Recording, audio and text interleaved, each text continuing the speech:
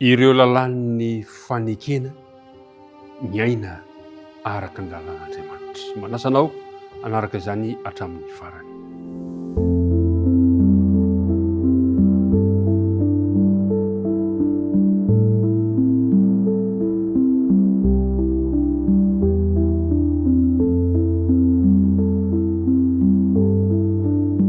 Miaraba-antsika indray any amin'ny toerana maro samihafa manerana ity noson'azantsika ity. Amin'izao maraina izao tafahoana somatsara isika arabaiko amin'ny anaran'i Jesosy Tompo, ilay tiantsika isika tsirairay avy nahatratra izao fotoana sarobidy izao. Tononona mandrakariva ho amintsika ny fiadanan'ny Tompo mba hanjaka ao am-ponao sy ny ankohonanao. Andeha hiaraka hivavaka isika hanomboka izao dinidinika mahafinaritra izao. Andriamanitra rainay any an-danitro, misotranao izahay. Noho ny fitiavanao, noho ny famondram-ponao, noho ny fampihaonana ataonao aminay tsirairay avy amin'ny alalan'ity fandaharana ity. Tafahoana indray izahay ka dia misaotranao. Mangataka anao mba hamindra fo aminay hatrany hatrany, hamela ny elokay, hanadio anay ka hanaisotra ny hevitra mampisaraka anay aminao. Ankehitriny ary dia raha handinika ny teninao izahay, dia ampitoera ty anatinay ny fanina masina ka ampianatra anay izany teninao izany. Amin'ny anarana Kristy no angatahana ny vavaka. Amen. Mbola amin'ny bokin'ny Exodosy hatrany ny arahantsika mandinika amin'ny herinandro ity, ka dia irahantsika mandinika ilay hoe ireo lalàn'ny fanekena. Manana andinina atao tadidina indray isika eo amin'ny Exodosy 20 ka manomboka amin'ny andininy 2 sy 7.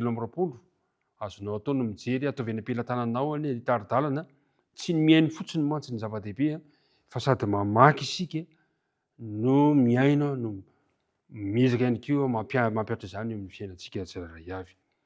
Zao no voalaza amin'ny Exodosy 20 aroy Jehovah tamin'ny Mozesy, izao no lazanao amin'ny zanak'Israely: ianareo efa nita fa tany an-danitra no nitenenako taminareo, ko aza manao Andriamanitra volafotsy na Andriamanitra volamena ho anareo ho fanampiko. Zay no andininy ho taditsika amin'ity herinandro ity, tsotra kanefa naizana-tsaina sady hizahantsika mba ao am-bava izany tenin'Andriamanitra izany. Rehefa nanome ny lalàna tao Sinay Andriamanitra, dia fantatsika tsara fa nametraka fototra Andriamanitra mba hampianarana ny vahoakany mikasika izay fomba mety hananan'izy ireo fiainana masina amin'ny lalàn'ny fifandraisana azy.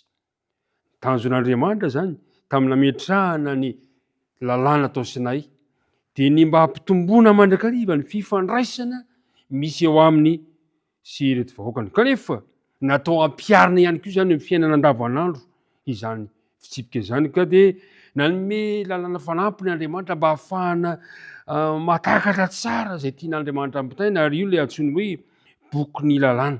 Ka dia anjaran'ny mpitsara izay napetraka, fantatsika tsara moa fa efa nisy mpitsara izay napetraka hiandraikitra izany raharaha izany, ary tamin'ny andro Mozesy moa dia malaza mihitsy hoe olona endry, olona mahay, olona matahotra Andriamanitra, ka anjaran'ny mpitsara reny no miandraikitra sy manara-maso amin'ny tsipiriany ny fampiarana ireo lalàna ireo araka ny tokony ho izy. Zatra nampalahelo mantsy ry mpiara-midinika namana, tsy vonona ny akamamy ireo fitsipika feno hevitalina voafona vao amin'ny didy fon'Andriamanitra ny zanak'Israely.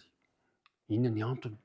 Tsy vonona izy ireo, kanefa tadidinao tsara ve ny ika nataon'izy ireo tamin'ny fanomanana ny mizana azy ireo didy folo, dia hozy hoe izay lazain'i Jehovah aminay dia ataonay. Niara-niredona ny vahoaka rehetra tamin'izay fotoana izay, kanefa indrisy fa toa tsy vonona akory izy ireo. Inona ny antony? Satria efa donto sy simba ny fanandevozana sy ny fifampikasoana ela tamin'ny fanompoan-tsampy tany Egypta ny sain'izy ireo. Lesona lehibe eo antsika izany. Ny fifampikasoana amin'ny faharatsiana, ny fifampikasoana amin'izay rehetra manohitra an'Andriamanitra dia mety hitarika ho amin'ny faharatsiana, mety hitarika hanohitra an'Andriamanitra. Ary dia nanapa-kevitra Andriamanitra fa nomeny didy fanampiny izy ireo, tsy hoe akory manolo didy folo. Ny didy folo dia mitoetra mandrakizay, fa nomen'Andriamanitra kosa ity didy fanampiny ity mba hoentina manazava ny hevitra amin'ny tsipiriany, mba ahafahan'izy ireo miaina eo amin'ny fiainany andavanandro, mba ahafahany manatratra ilay fitandremana ilay didy folo. Ary io ilay naveriko tany aloha teo hoe natsoina hoe boky lalàna ireny didy sy fitsipika napetraka reny ary de nodinina tamin'ny mpitandremana tamin'ny fahamarina tanteraka ka raha ohatra ka misy olona tratra ny fandikanan'izy ireny de dinihany mpitsaratsara ny fandiniana azy mba hampiarina araka ny tokony misy averiky ne mandeha tsy nanolo ny didy folo akory izany fa kosa natao mba hanampiana ny olona aza ho amin'ny fanatrarana ny fitandremana ilay didin'Andriamanitra. De ne mba hijery santionana amin'ireny lalàna ireny isika ao amin'ny Exodosy toko 2 ahitantsika ny toejara tahaka an'izany ao amin'ny bokin'ny Hébreu toko 2 andininy 2 izy hoe raha mividy andevo ianareo Hébreu ianareo de intaona no animpony amin'ny animpony ary amin'ny taona fafito de hiala ho afaka fotsiny izy. Misy fandaminana zany navoaka misy andininy mividividy eto izay milaza mombany amin'ny hoe ny momban'ny andevo Hébreu mikasika ny amin'ny vonon'olona ny ratra ara-batana nomena ireo didy ireo mba hiainan'ny olona irindra